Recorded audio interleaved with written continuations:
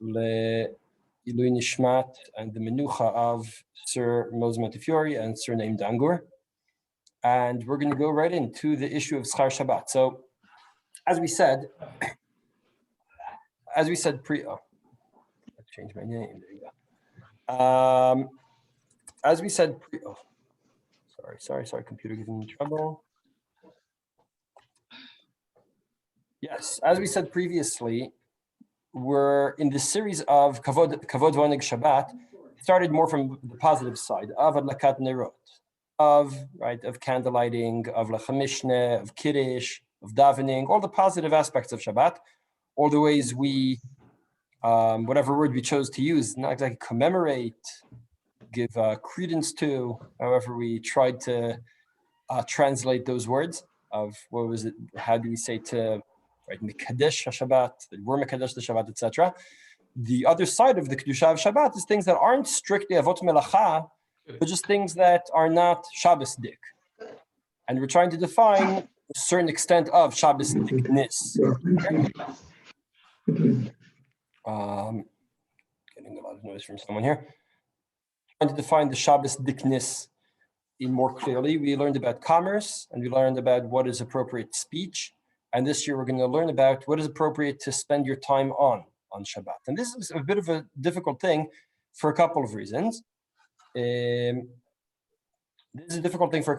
First of all, let's start from the Braita, and then we'll start saying what's difficult here.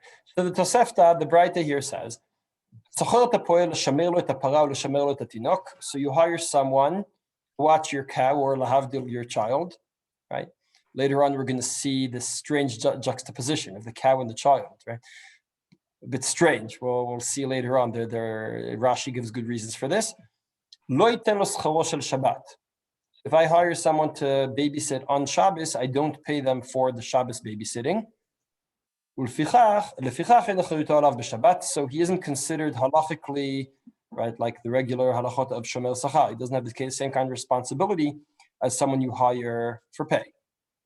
Shabbat, if he was hired for the full week, Schir Chodesh for the full month, Schir Shana, Schir Shavua, Shemitah, so what you can do is hire him for the whole week, and he'll also work on Shabbos, and then you'll pay him for Shabbos as well.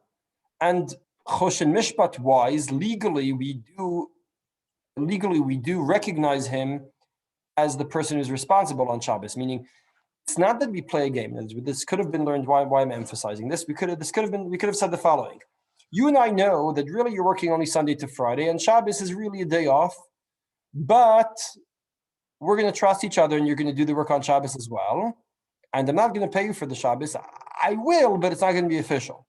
In other words, we're not going to say that I'm giving you $100 a day. I'm just going to happen to give you $700 at the end of the week. And we're not going to define when that was done, right? We're just going to, just at the end of the week, that will happen to be the amount I'm going to pay, right? Sorry, computer's giving me trouble today. Wait. Okay, sorry, something there was jumped. So I apologize. So, we could have said that what we do here when you're a Schir Chodesh, right? So you're working for your monthly pay, right? You work for a whole month, including Shabbat. Then you get a monthly salary. I think most of us get a monthly salary, right? Does that include working on Shabbat? And the answer is, well, I work on Shabbat, but maybe what they mean is it's not official, right? You will work on Shabbat because that's kind of the unwritten contract between us. We trust each other. That's what we're going to do, and you will be compensated for your work on Shabbat as well. But it's not official in any sense. Now, the Braita says this isn't so. The Braita says meaning you are considered a person who is working on Shabbat.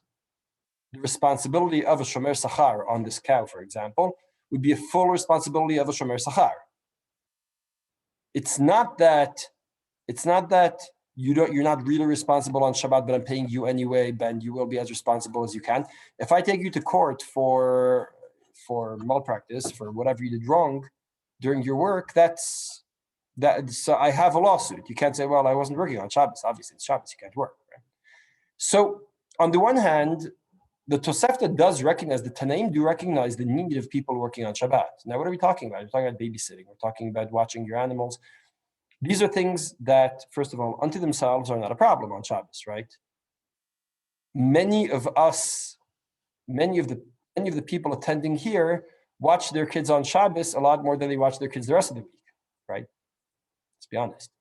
Now, you'll argue that, yeah, but you don't get paid for that, right?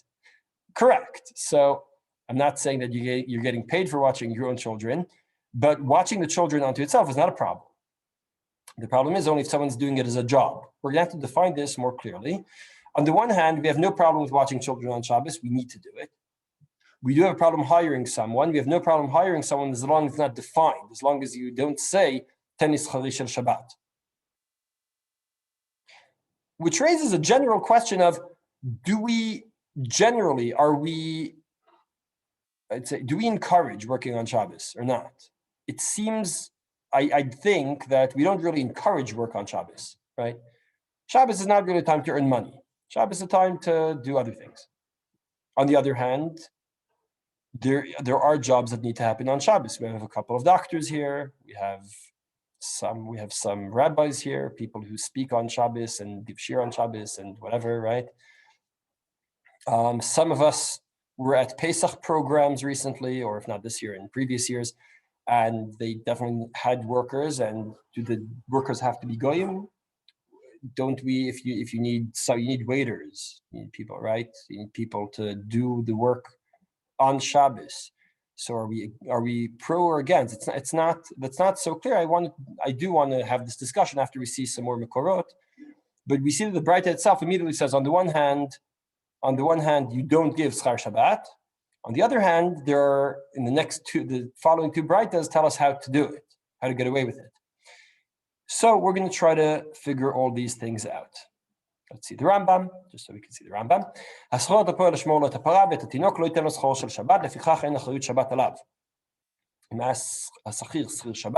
Meaning weekly,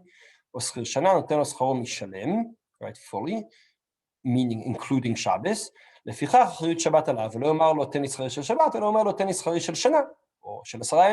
You don't mention the word Shabbos. The Gemara says that you don't see a bracha in this. There are a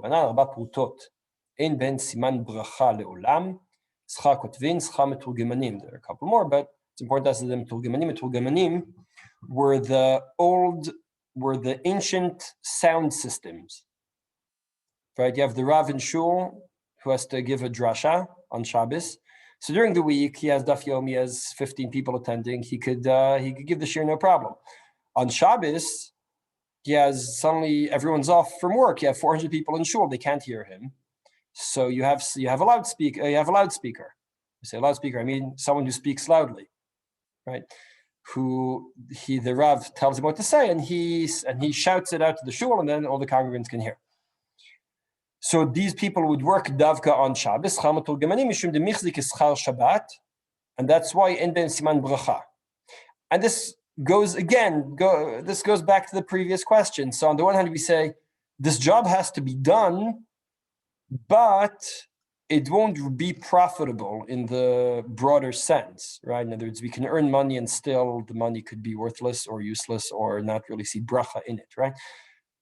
So you're allowed to earn the money in this way, which later on we'll understand why. It seems that the Meturgeman, who was hired by the Rav, we knew, the Rabbanim knew this was happening. They were doing it themselves. So they were hiring these people, and they told them, by the way, you'll be my loudspeaker, but it won't be very profitable for you, even though I will be paying you. It's an interesting thing.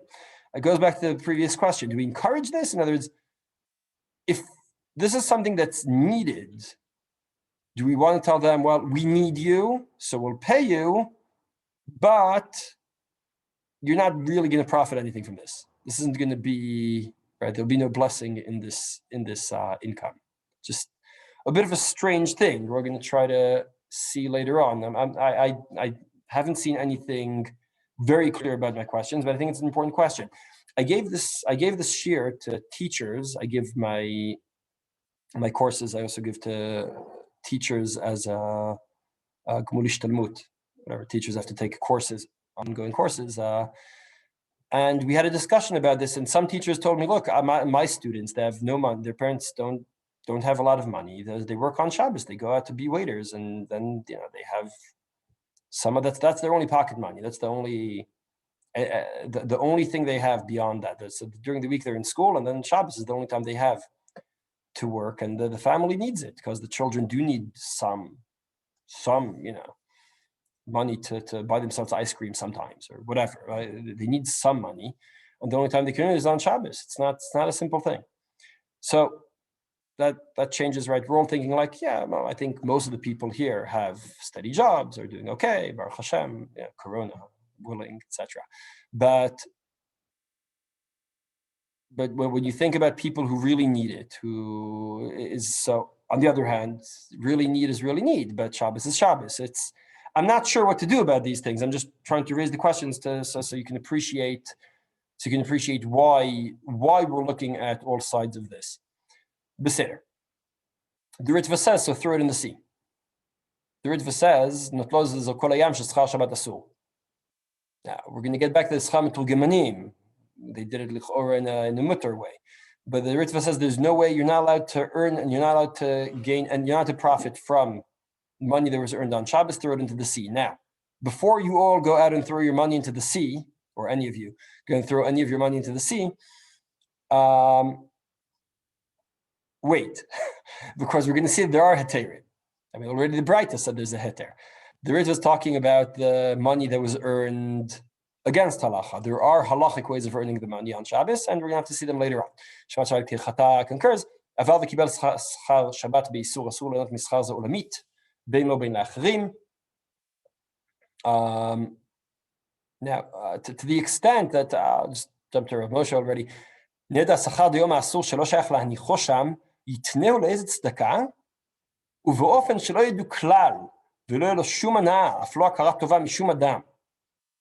So he says, you don't have to actually throw it into the sea, you can give it to tzedakah. The problem with giving things to tzedakah is that the recipients are very grateful. And even if it's not the poor person itself, it's only the fund that's raising the money or whatever, they'll still be grateful to you. And they'll still start calling you Rebbe, etc. Right? We've all been in that situation, right? But you're not allowed to have any hana from it, says Rav Moshe. So the reason the Ritva says throw into the sea is because you're not allowed to get hana from it. I think then the Ritva's time was much harder to have the money go into a fund without anyone noticing, without anyone recognizing where it came from anonymously, and then you really don't get any tavat hana. So the Ritva does raise such options, but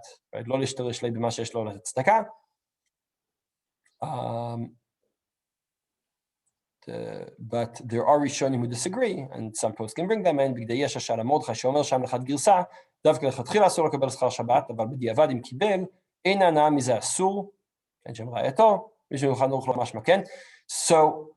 the Biur Halacha says yesh al mi lismoch, even if you got to be Isur. So again, just to make it clear, there is Char Shabbat that is mutar. The Breita says that immediately, right? In the following Breita, do give options of how to, right? You're not allowed to earn anything on Shabbos, and this is how you do, right? That's what the Breita say.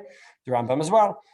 Schar Shabbat that was received in the permissible way is obviously something you're allowed to take into your pocket, although it sounds from here that you still it won't be profitable in the long run. It won't be bracha.